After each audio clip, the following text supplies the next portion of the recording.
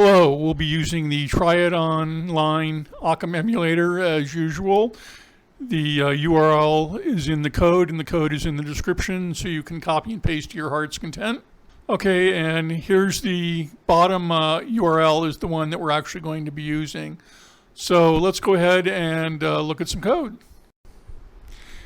In the last video, we looked at some message protocols. There was simple, counted array, and sequential. And in this video, we're going to look at another message protocol, which is very powerful, that can do any of those, and it can do various protocols. So it's called a variant protocol. So let's go ahead and take a look at that.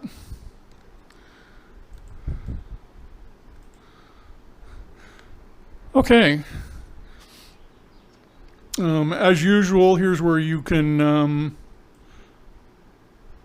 run this program for yourself. The program's in the description, so you can just cut and paste to your heart's consent. So, again, we have a variant protocol which allows us to define other protocols. The reference manual is very good if you want the details of this. So first off, we're going to just define a protocol student, which is an integer followed by a 20-byte vector, byte vector. So it's integer, 20-byte vector. So whenever you see student, that's what you're going to get. Now this is a fixed length. You can't do 18 bytes or 19 bytes. It's always going to be 20 bytes. And on this protocol, we'll call it pupil. We have a case statement saying that if you start out with a B, we're going to send a byte. If you start out with IS for int and string, you're going to send an integer followed by a byte vector or a character string as we're using it. Or if it starts out with an S, that means it's the student protocol, which is an integer followed by a 20-byte byte vector. So there's our protocol definitions. We actually have a protocol inside of a protocol. So here we're just going to send. Sending is actually quite easy because you don't have to guess what's going on. You know what's going on. So we defined a bunch of stuff. For our byte, we're going to use A in the byte A. For our counted array length, we're going to have 9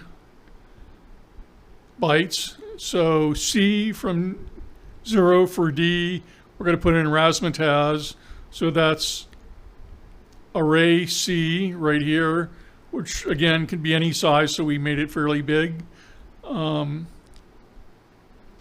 then for our student, we need a number, student number 1, 2, 3, 4, 5. And we're going to start out by blanking out the whole array so it has a known value, and then D from 0 for 5, we're going to put in Jones. So starting at the very beginning of the array, Jones. And then the rest of the characters, because we just blanked them out, will have spaces in them. Okay, so here's how you send a variant protocol. Channel 1, bang, B for byte, and then send the byte A. Channel 1, bang, integer string, and then send D for the length, followed by C, which is our array. And then channel 1, bang, S for student, E, which is an integer, and B, which is a 20-byte array. Okay, so that's our variant protocol, and we've just sent it all. So let's look at the other end of it, which is getting it. I'm only going to send it. I'm not going to send it back again, just to save space. So we have get it for. We have a couple little sub-processes or procedures just to make life easier. We have a carriage return line feed. We have a space. Define some stuff. And then we have a procedure called get message, but let's come back and look at that when we actually use it. So our program actually starts here. This sequence is like the first executable assignment. We set up a counter at 0, say the max count is 3, while max count after counter. This is the same as while count is less than max count.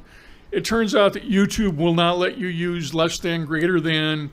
because it looks like HTML and they don't want people posting HTML or something, or it messes up their HTML. So I can't use less than greater than, which kind of cramps my style since there's all sorts of bit twiddly stuff that has it. But this actually works and it does the same thing as a less than. While count is less than max count sequence, get message, aha, now we have that and we can go back and look. Then we increment the count, and so when the count is finally goes to 3, it'll go to the end and then you're done. So the program is really just this big, but as they say, the magic happens here. So let's go back and look at that. So we had to define some stuff. You have to define that ahead of it. It's kind of like a single pass compiler where if you use something, you have to define it beforehand. You can't define it afterwards. So you'll tend to notice that I define a whole bunch of stuff up front and then I use it later. And that also defines scope, which is very important. There's a whole chapter in the reference book on the scope. But scope is very important, just like in C, Objective-C, you have local variables and the scope is just inside the function they're in and they have no existence outside. So just like there's scope in other programming languages, there's scope in this programming language. So get message. So channel 1 gets, and now we have the famous case statement, and the case statement is going to be, guessed it, B, IS, or S. So if the very first character is a B, we're going to get a byte. B1 is a byte, and then we'll output single byte, out my byte, carriage return line feed. Or if the first 2 characters are IS, we'll say it's an integer and a string, and we'll get D, which is an int, followed by C, which is our string array. And then we'll say output int string, and then we'll have this little thing, we'll just output each character one at a time. And then if we have an S, which means we have a student protocol, we'll get an integer followed by a fixed length 20 byte character string, student and last name, student number and last name, and we'll output the integer E, which was an int. Then we get kind of clever here. I don't want to output all the spaces if the name didn't take up the whole thing, so I have a little if statement here where I say if B of I equals space, skip. If it's not a space, then we're going to output it. So that's just output the non-space characters. Put a carriage return line feed, and that's it. So we're really done. So let's go ahead and run this puppy and see what happens. So we have our single byte A. We have our integer and string razzmatazz, student number and last name 1, 2, 3, 4, 5, and Jones. So again, we've seen simple protocols, byte, int, real. We've seen counted array protocols. Integer followed by bytes, ints, reals, whatever you want, for a fixed number of them or a variable number of them that can be defined by the integer. Or we can have sequential protocols, just like student was a sequential protocol. Or we can have a variant protocol that can handle multiple protocols or various protocols. And so that's it.